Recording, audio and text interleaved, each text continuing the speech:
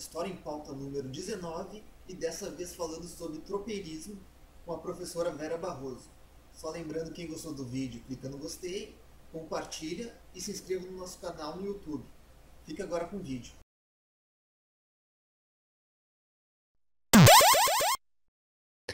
Programa História em Pauta número 19. Então, vamos papear hoje com a professora Vera Barroso, nossa ex-professora na FAP, sobre o tema tropeirismo. Hoje, dia 14 de agosto de 2015, o ano. Então, a gente vai começar com uma auto-apresentação do camarada Fábio. Então, vamos começar esse programa aí, para lá de especial. Eu acho que eu vou passar a minha parte de apresentação para a professora Vera, que se apresente aí, convidada para lá de especial. Estamos há um tempo já tentando trazer a senhora aqui, hoje finalmente conseguimos. Então, professora Vera, eu gostaria que a senhora se apresentasse para os nossos web ouvintes, dissesse qual a sua graduação, onde a senhora deu aula e qual a sua ênfase em pesquisa, que é um dos temas de hoje, inclusive, a sua ênfase em pesquisa. Então, muito boa tarde, professora Vera. Boa tarde, meus queridos ex-alunos, mas sempre colegas, né? E sempre ex-alunos. Não, sempre colegas, porque afinal, depois de formado, vocês são colegas, né? A minha formação inicial, né, ela é em Sociologia, na PUC, depois eu fiz o mestrado em História na PUC, fiz depois uma especialização em História do Rio Grande do Sul na FAPA, quando ainda o campus da FAPA, lá no Morro Santana, não existia, fiz ali no Morro Santo Antônio, na escola na frente dos Capuchinhos. Depois, então, eu fui fazer História na Unicinos, terminei em 85, depois, já mais tardiamente, fui fazer o doutorado na PUC, defendido em 2006. Bom, eu sou historiadora da Santa Casa desde o dia 8 de julho de 1986, e onde trabalho até hoje, e coordenando o arquivo da Santa Casa, dentro do Centro Histórico Cultural, inaugurado ano passado, no dia 5 de junho, e trabalhei na FAPA entre agosto de 1985 até 12 de janeiro de 2015, esse ano. 29 anos e meio, né? Nos cursos de História e Pedagogia e cursos de História em pós e na área da supervisão também da educação. Temas de pesquisa. Além de trabalhar com... Gosto muito de trabalhar com História do Rio Grande do Sul, em qualquer tempo, né? Mas meus temas de pesquisa têm sido tropeirismo, tem sido a presença açoriana no Brasil, especialmente no Rio Grande do Sul e no Cone Sul. Trabalhei com História Agrária na tese, especialmente focando a cana-de-açúcar, em função da Gaza, que foi meu objeto de estudo, um tema virgem que nunca ninguém tinha ousado trabalhar, aquele acervo que estava disponível lá. E sou ligada à educação, pertenço ao GT de História e Ensino da AMPU, aqui no Rio Grande do Sul, e também extremamente ligada ao patrimônio, né? A preservação de patrimônio. Então, é um leque aberto, assim, múltiplo, né? Eclético, que me envolve e que me faz apaixonada pela história, e na semana que vem o historiador terá o seu dia.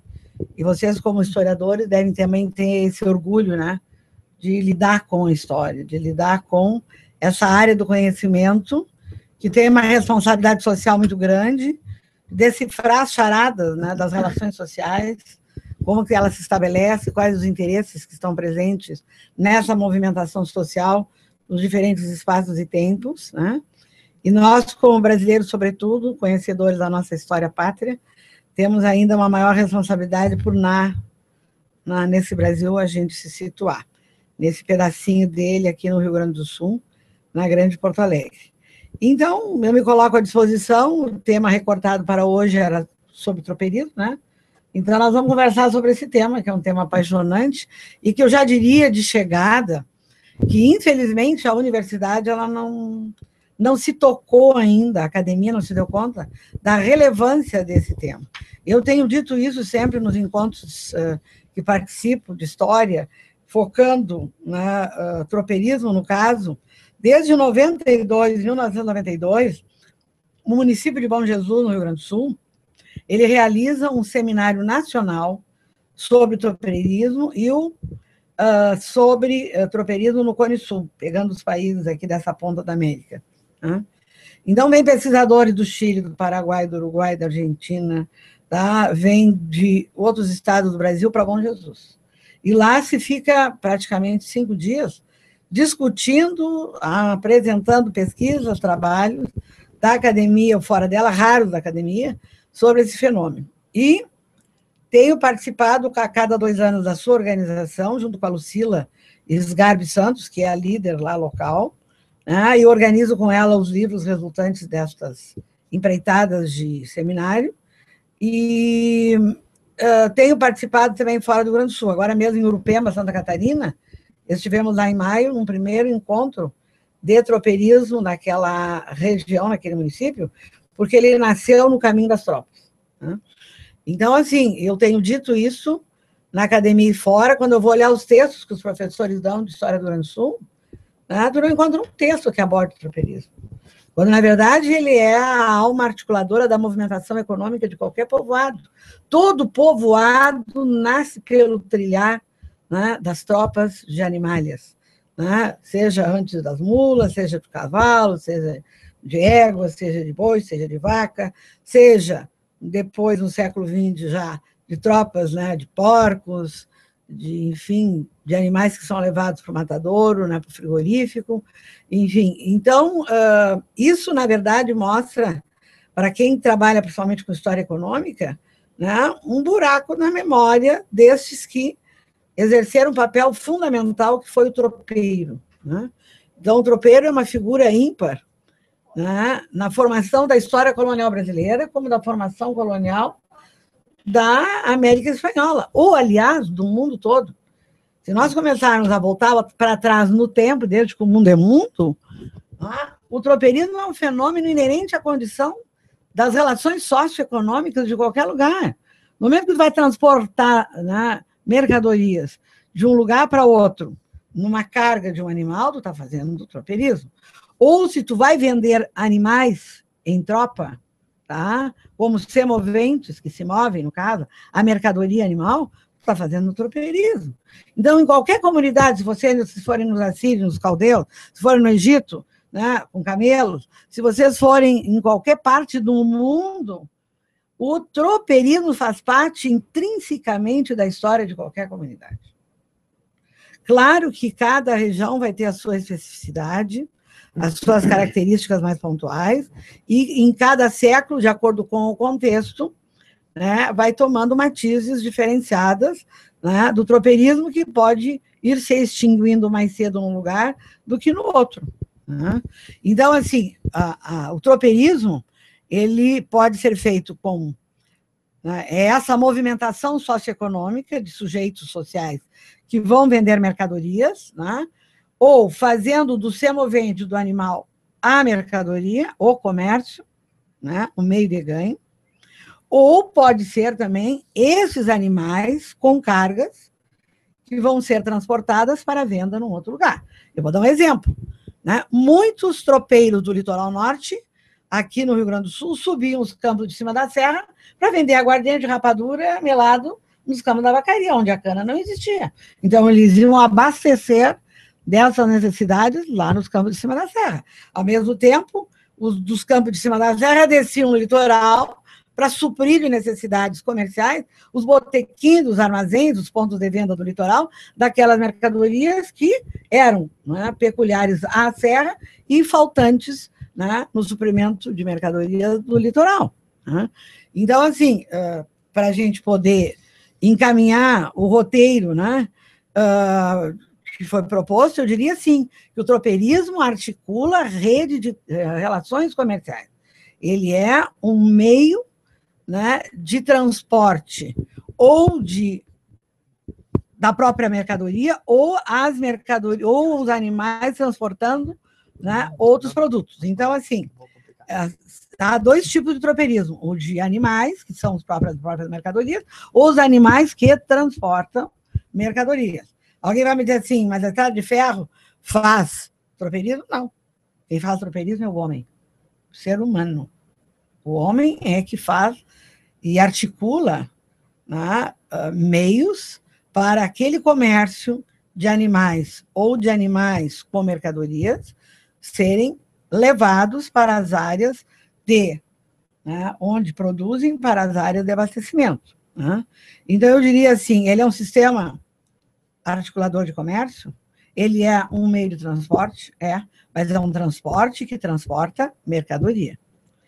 Então, assim, conforme o século e conforme o lugar, ele tem características.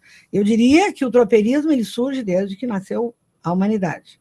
Toda comunidade que vai transportar para outro lugar mercadorias ou os animais como o produto de compra e venda, como era o caso da mula no Rio Grande do Sul, aqui no século XVIII, está se promovendo tropeirismo.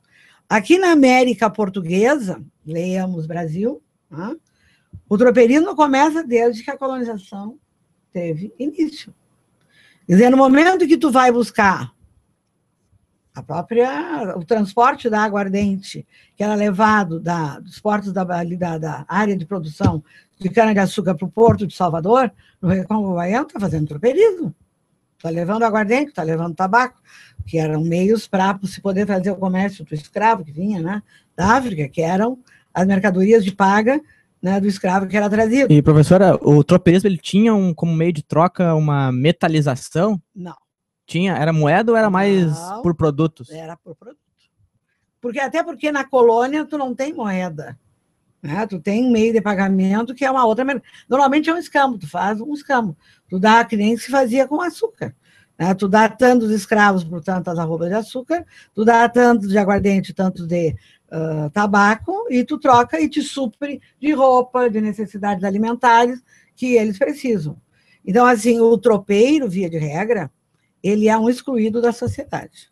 Porque quem é que vem de Portugal, ou quem aqui nasce, fruto da miscigenação do índio com o afro e com os portugueses que estão aqui? Esse cara que não é nem o trabalhador lá da cana, não é o trabalhador do tabaco, no caso do açúcar, da aguardente ou da charqueada, é o cara aquele que está desempregado, que está procurando um espaço, uma inserção social. Então, os tropeiros são os excluídos da sociedade colonial. Eram os mestiços também.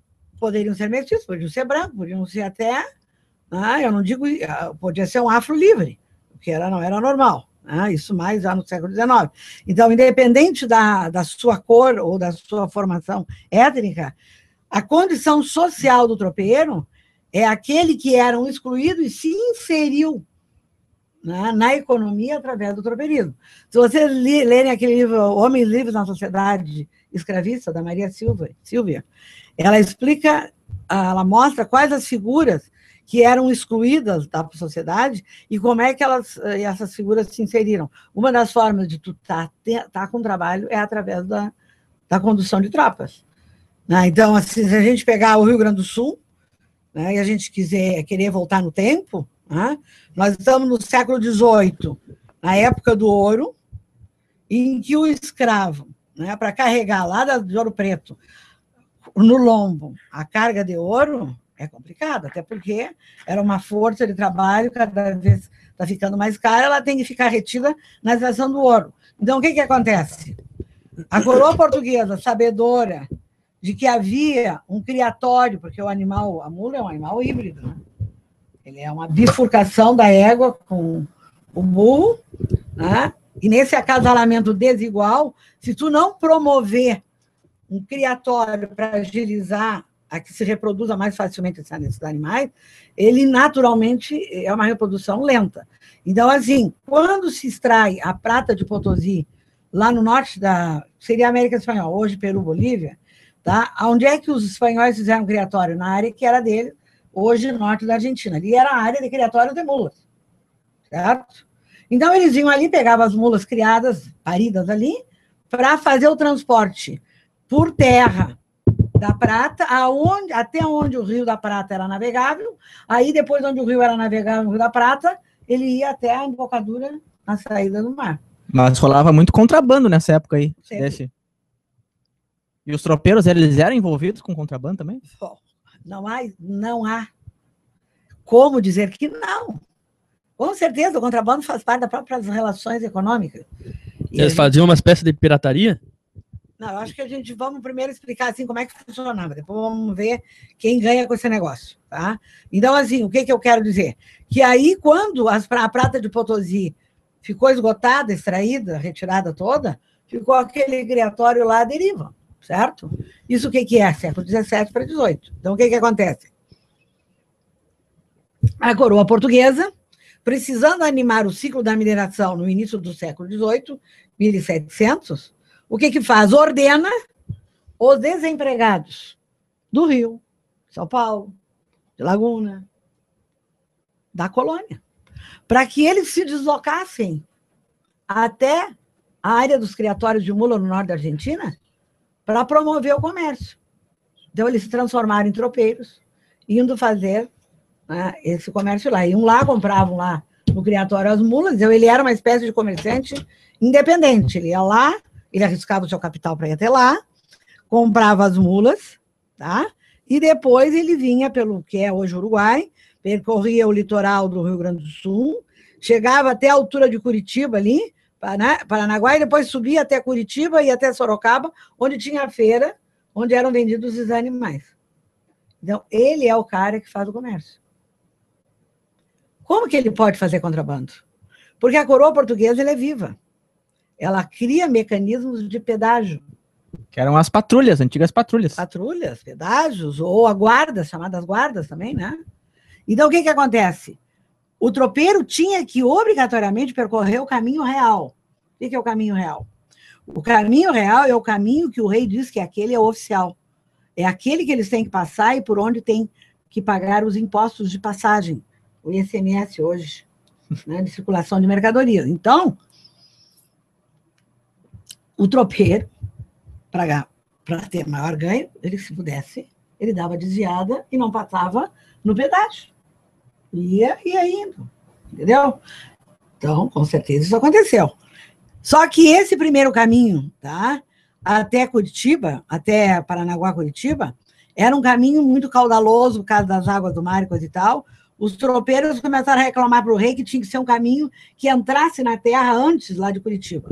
Aí o rei permitiu, em 1728, e ordenou um servidor dele, o Souza Faria, que abrisse um caminho na altura do Morro dos Conventos, na altura de Araranguá, que saísse em Lages e depois enveredaria lá para Curitiba, pegando o caminho velho e até Sorocaba.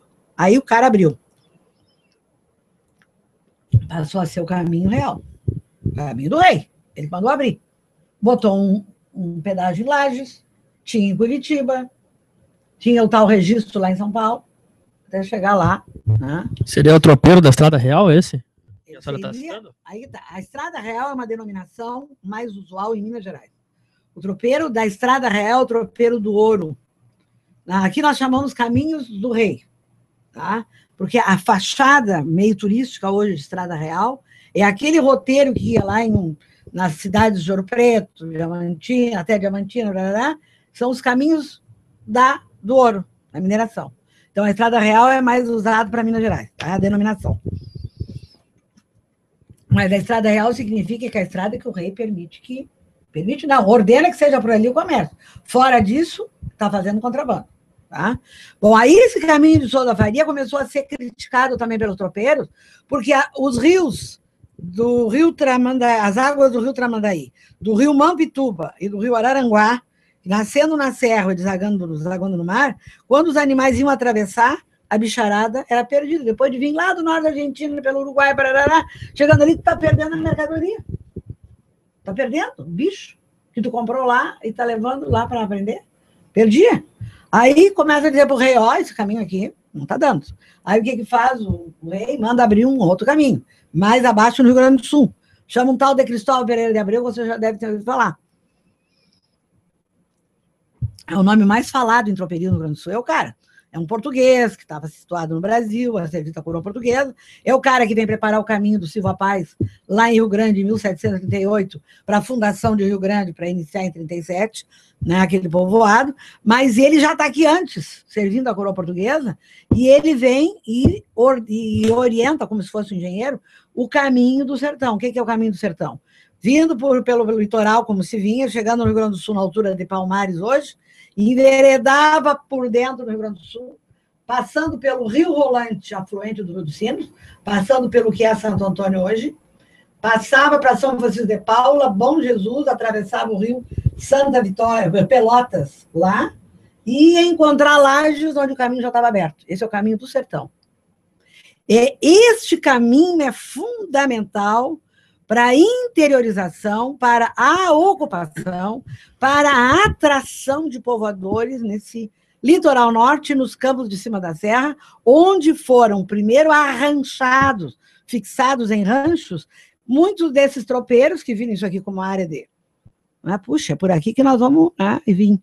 E aí começaram a se arranchar e a pedir Sesmarias para legitimar sua posse. Então, o tropeirismo, articulado no Rio Grande do Sul, por esse caminho do sertão, aberto em torno de 34, não se tem uma data de ano, mas é em torno de 34, 33 são documentos mais antigos, ele foi fundamental estrategicamente, não só para articular um comércio, uma economia subsidiária, que é o ciclo do Moar, subsidiando o comércio e a extração do ouro. Tá? Ele é fundamental para alimentar a mineração, mas ele é um ciclo como a gente chama, do ouro ambulante, que é a mula. A mula era chamada de ouro ambulante, tá? Pelo grande valor. Então, este caminho do sertão, que foi aberto nesse ano, até a década de 70, era o caminho real, era o caminho oficial. E aí foi aberto, na altura de 1735, por aí, o que nós chamamos de Guarda Velha de Viamão. O que é Guarda Velha de Viamão? É um registro, é uma guarda, é um pedágio. Né? Então, a 6 quilômetros da sede da Vila de Santo Antônio, na direção do Rolante ali, foi criado um paradouro oficial, que todos os tropeiros tinham que parar ali, era feita a contação dos animais, e tinha que pagar um quinto do valor do bicho. Isso é renda para a coroa. Então, isso foi um mecanismo de ganho. A coroa está ganhando duplamente pela arrecadação, está ganhando, porque essa economia do Moar está oferecendo condição de animar a mineração, e outra, todos os passos de rios eram arrematados. O que é um passo de rio? Para facilitar a passagem das tropas, tá? Das mercadorias ou das mercadorias carregadas, tá? O que acontece? Eles lançavam em asta pública quem que queria arrematar, no sentido de que ele era o responsável para facilitar a passagem naquele rio. Então, vem lá o Rafael, digo, olha, me candidato, eu pago para a coroa 2.000 contos de réis por 2 anos. O resto que ele tirar é lucro dele, é um meio de inserção social e econômica. Então, a coroa ganhava nos passos, ganhava nos pedágios e ainda animava a economia principal, que é o ouro, via tropeirismo. O tropeirismo foi estrategicamente fundamental e apoio e alicerce, fundamento para as economias principais. No caso, eu estou falando aqui do ouro. Antes, no caso do café, quem é que carregava o café até o porto do Rio de Janeiro, dos Santos, antes de vir o trem? Era a mula. A mula era o meio de transporte. Ela que carregava a mercadoria, aí ela ia carregada, né? Ela que carregava a mercadoria para chegar no porto para ir para fora. Não for a mula, ó, porque o cavalo não aguenta em longas distâncias, nem a vaca, nem o boi. É a mula que tem tração nas 4 rodas, como a gente diz. Tá? E, professora, existia algum tipo de inserção social através do tropeirismo? Mas com aquele... Os gaúchos de antigamente, que eram tidos como os vadios... Como Nada a ver, não tem, aí não vamos misturar o gaúcho é muito mais... Porque o que é o tropeiro? Ele é um ambulante. Ele até veio, pediu terra, se fixou, alguns se fixaram e viraram proprietários, certo? Então, ele não é o tal gaúcho. Se tu quer lembrar o gaúcho, esse, que é o que tirava o couro, a graxa, o sebo e a carne apodrecia nos campos, que vai dar a ideia desse cara andarilho, né? Essa é uma outra figura. Mas eles não se inseriam no negócio do tropeirismo.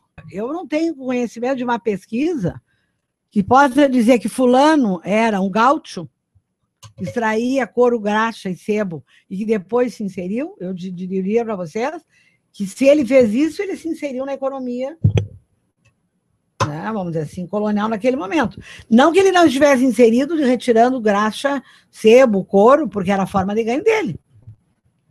Era a forma de inserção econômica dele. Mas o tropeiro é uma figura diferenciada, específica, articulada a um comércio que tem duas pontas. O comércio do abastecimento e do fornecimento. E, professora, quais são as diferenças do uso do tropeirismo pela coroa espanhola e coroa portuguesa? Não, se tu olhar a mesma de prata de Potosí, não tem diferença do ouro do Brasil. Entende? Então, assim, a coroa portuguesa, ela precisou de mulas, tanto para fazer a remoção do ouro, ou outras mercadorias. O caso do açúcar, por exemplo. Quem é que transportava o açúcar até o porto do Recife da Olinda? Eram as mulas. Porque tinha criatório de 1000 mulas lá no Nordeste também. Tá? Então, assim, se a gente levar em conta no lado do espanhol, tanto é que eles estimularam a criação de um criatório. Então, ou seja, do ponto de vista de diferença da América colonial, português e espanhol, eu diria que são da mesma natureza.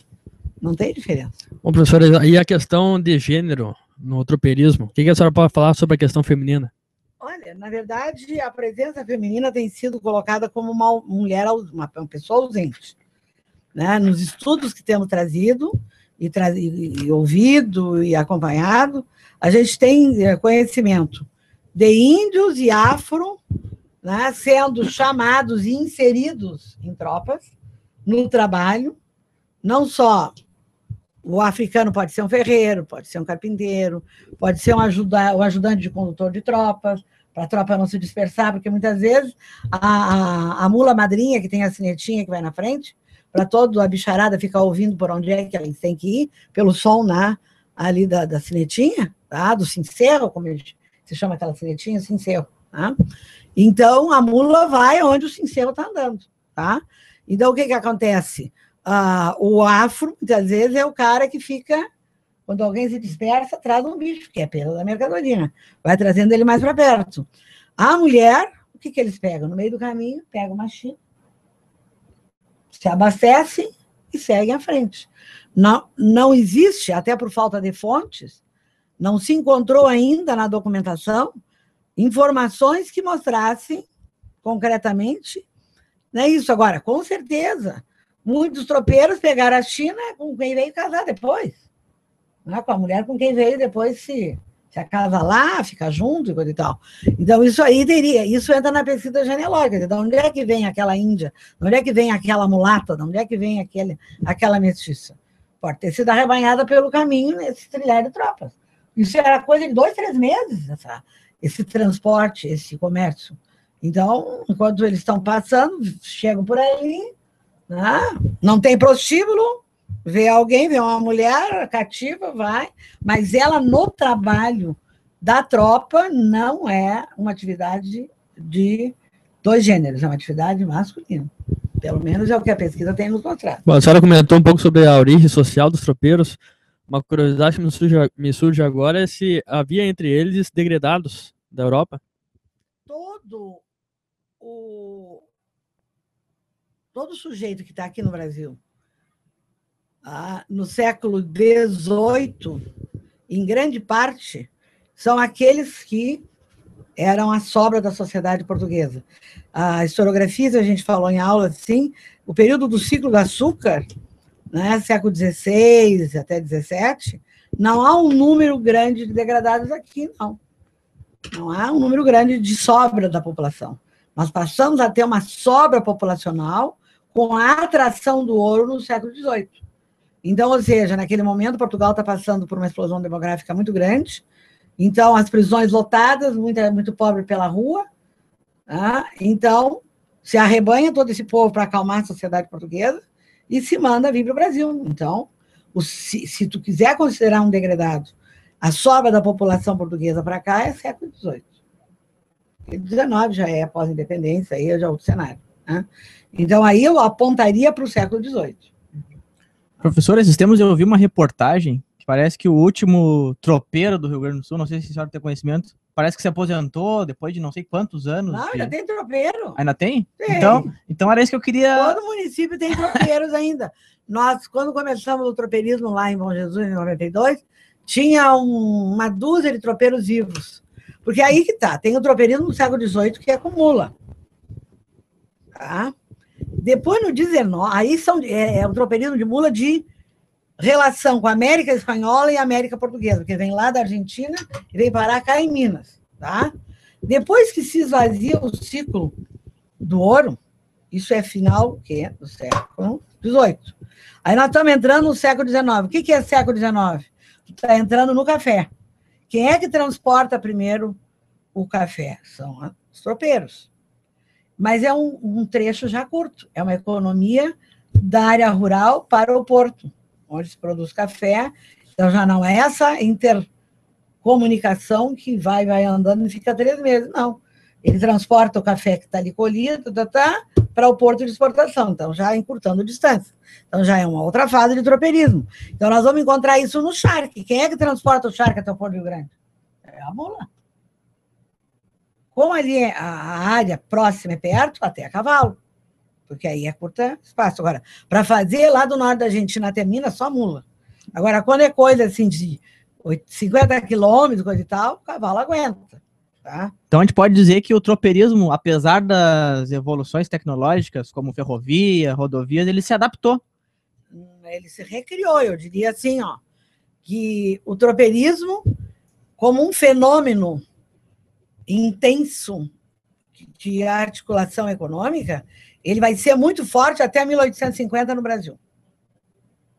Quando nas áreas que começa a surgir a estrada de ferro, o que acontece? Tu começa a ter animais transportados em carga nos carros, né, no trem. Então, tu já não tem mais, promove, vamos dizer assim, um decrescimento, né, na articulação tropeira. Então, entre 1850 a 1950, é um século de decadência e de finalização, eu diria, deste tropeirismo enquanto fenômeno de distâncias maiores, vamos dizer assim. Agora, não aquela do século XVIII, mas assim, de 50 quilômetros para mais. Agora, o tropeirismo, ele foi vigente até, eu diria, 20, 30 anos atrás, porque tem tropeiros vivos ainda. E eu conversava com o Rafael ontem, quando ele apareceu lá na Santa Casa para a gente conversar sobre hoje. Todos os frigoríficos, tá? Para matança de animais, porcos, né? Para perus, para boi, para vaca, tá? Certo? Para venda da carne, de onde vinham as tropas, vinham com os tropeiros. No momento que tu não traz mais o bicho em pé, que o tropeirismo é bicho em pé, aí o que acaba acontecendo? Aí tu tem o caminhão que começa a trazer. O caminhão começa a trazer e acaba com o tropeirismo. Pergunta. Eu conheço tropeiros de mula, eu conheço tropeiro de peru, tropeiro de boi, de gado vacum, eu conheço tropeiro de porco, tá? Que transportaram para frigorífico, transportaram para áreas de matança de animais, né, para beneficiamento. Por exemplo, se vocês forem em Chapecó, antes de aparecer lá o caminhão, a rodovia, era tudo em pé.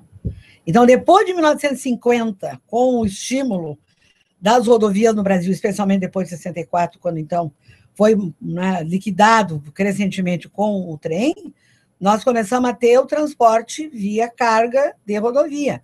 E a partir daí, então, o tropeirismo vai mermando, a não ser percurso de curto curso, de Vacaria a Bom Jesus, vou levar uma tropa lá para o seu fulano, tá? Então, o tropeiro vai levando, o seu fulano quer comprar tantas reses, aí ele levou 50 reses para o seu fulano.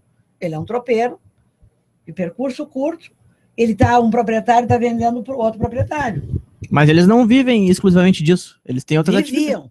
Mas atualmente, esses, por hoje, exemplo, que fazem... Não tem praticamente, hoje tudo na base da rodovia, né? E tem a questão dos direitos sociais, do tropeiro, então hoje ninguém mais, né? Hoje falar de uma economia tropeira é falar de um passado.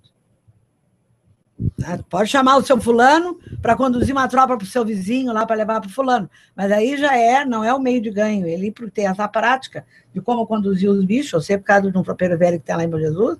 Então ele faz porque o vizinho pediu para ele levar uma tropa para o seu fulano, ele leva. Mas ele já está aposentado, enfim, então já não é mais. Então hoje a atividade tropeira é extinta, pode-se dizer.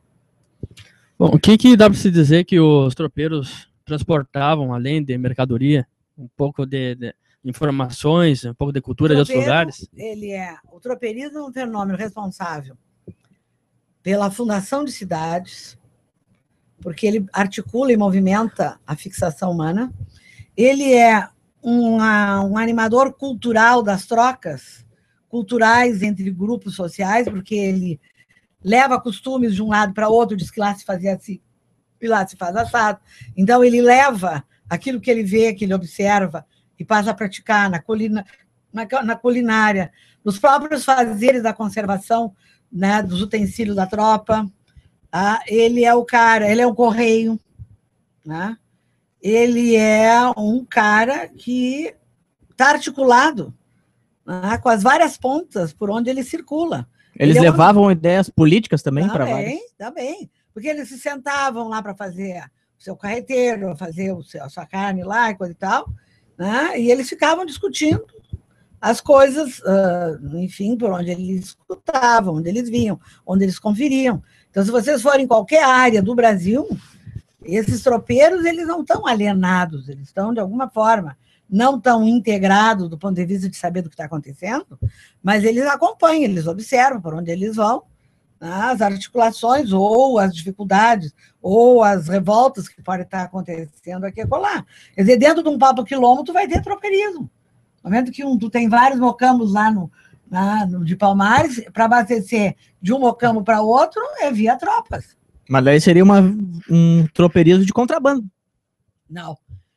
Do ponto de vista da coroa, sim, mas do ponto de vista da sociedade alternativa, eles estão fazendo dentro da sociedade deles o que eles precisam fazer. Ganhando a vida deles. Abastecerem-se. Tá? Quer dizer, o quilombo está fugindo da regra, está fugindo da lógica. Então, para a coroa, não é permissivo.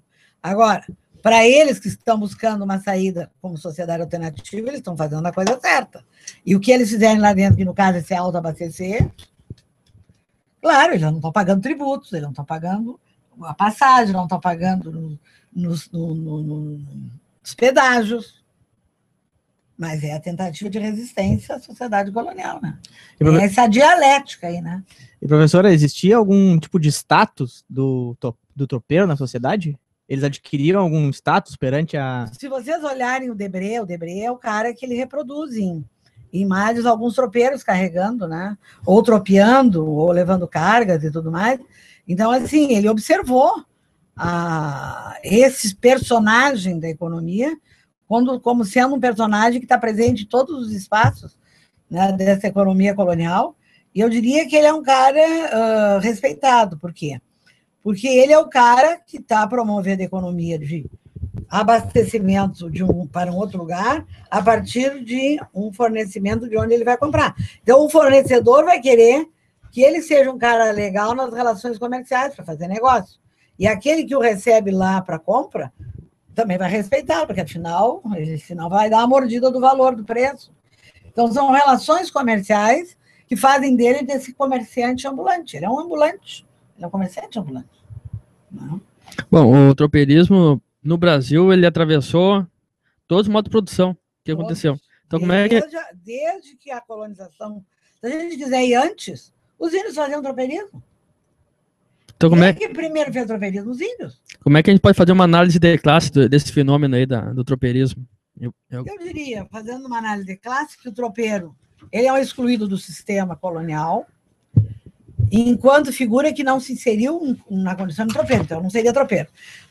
O tropeiro é o cara que se insere no sistema colonial, servindo ao sistema colonial como um intermediário entre a ponta do abastecimento ao fornecimento, buscando, através do comércio que ele realiza, um meio de sobrevivência, de ganho, né?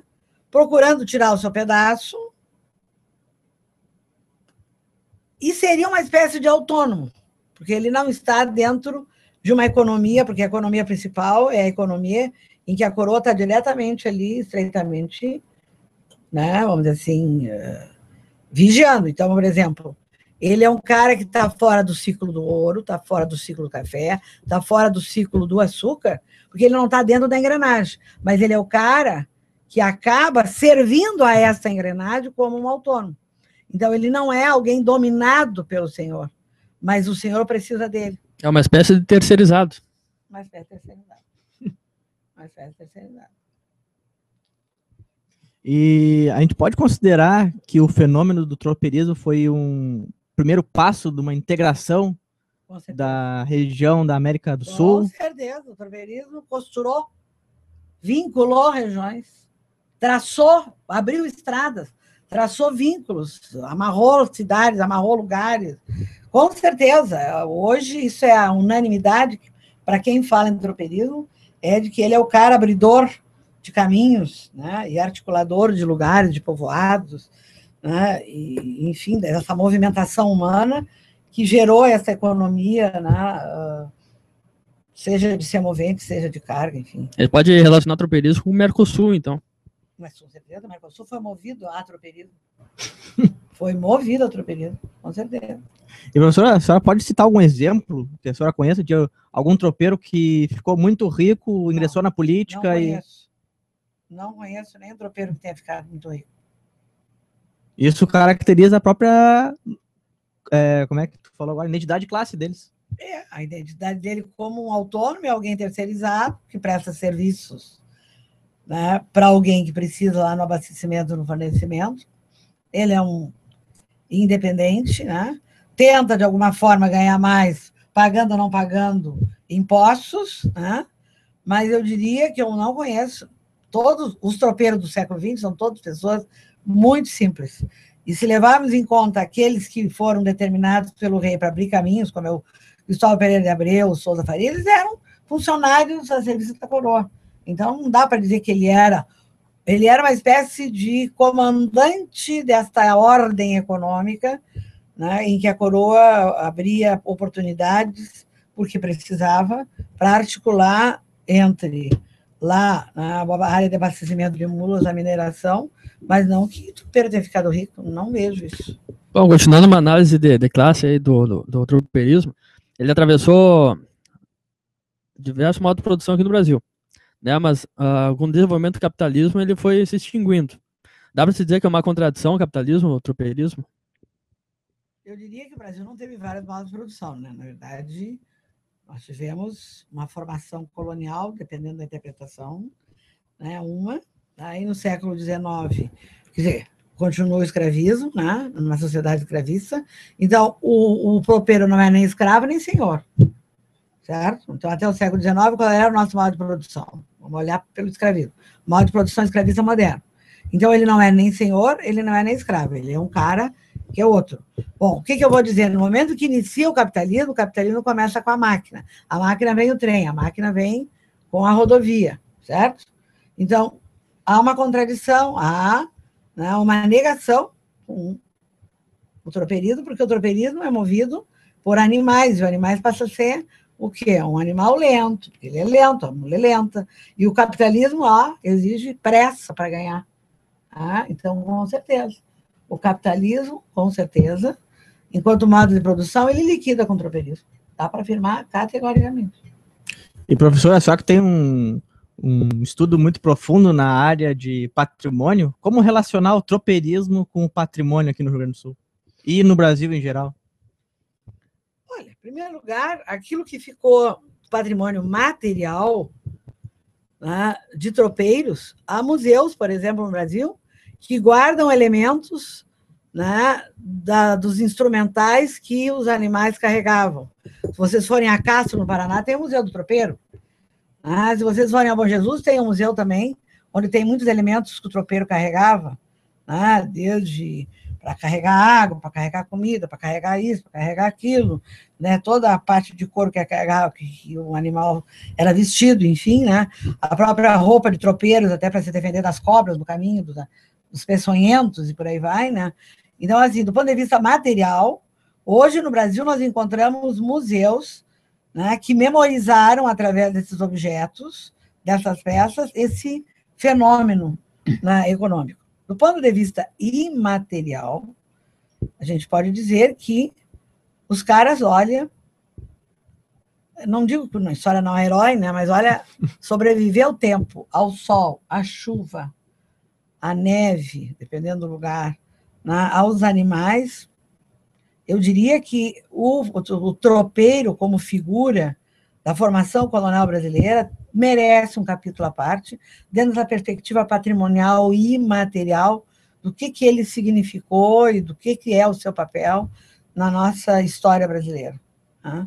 E esse é um recorte que a gente está vindo nos últimos tempos, vendo do ponto de vista imaterial, em que medida a gente pode valorizar esse fenômeno socioeconômico, né? Assim como tu vai falar, a importância da festa do divino, que há um elemento de patrimônio imaterial. Então, eu posso falar qual é a importância dessa economia de movimentação, de articulação, né, que os tropeiros fizeram, ainda precisa ser estudado. Bom, professora, a gente está chegando no final do programa, vou fazer a última questão antes da despedida. Né? Então, para fazer esse roteiro, né, que a gente debateu bastante ontem, eu e a senhora, a gente começou, o pontapé inicial foram alguns artigos, né, que a gente viu pela internet, e lá a gente descobriu algumas ideias que talvez seja do senso comum, que apontei para a senhora, né, a gente até alterou as perguntas. Duas dessas ideias são de que o tropeirismo é algo exclusivo de regiões coloniais. A gente conversou sobre isso, né, e outra questão é de que o não é. E outra ideia é de que o tropeirismo foi um processo civilizatório no Rio Grande do Sul, no Brasil. Então, eu queria que a senhora comentasse sobre essas duas ideias erradas e se há outras ideias falsas sobre o tropeirismo que a senhora acha interessante destruir, aniquilar, outras ideias de senso comum que são falsas sobre o tropeirismo. Bom, em primeiro lugar, desde que o mundo é mundo, desde que as sociedades existem, tropeirismo existe. Então, não é uma exclusividade da América, como eu disse inicialmente no nosso bate-papo. Se vocês forem no Antigo Egito, na Antiga Mesopotâmia, forem na Palestina, onde quer que queiram ir, em Portugal, os animais lá estavam, né, como animais em venda ou carregando mercadorias. Agora, com relação ao processo civilizatório, a palavra civilização é complicada. O que é civilização? Tem muita gente que não está na civilização, é mais civilizada do que um civilizado. Então, há controvérsias. Civilização a gente pode dizer que é uma sociedade com classes. Não necessariamente.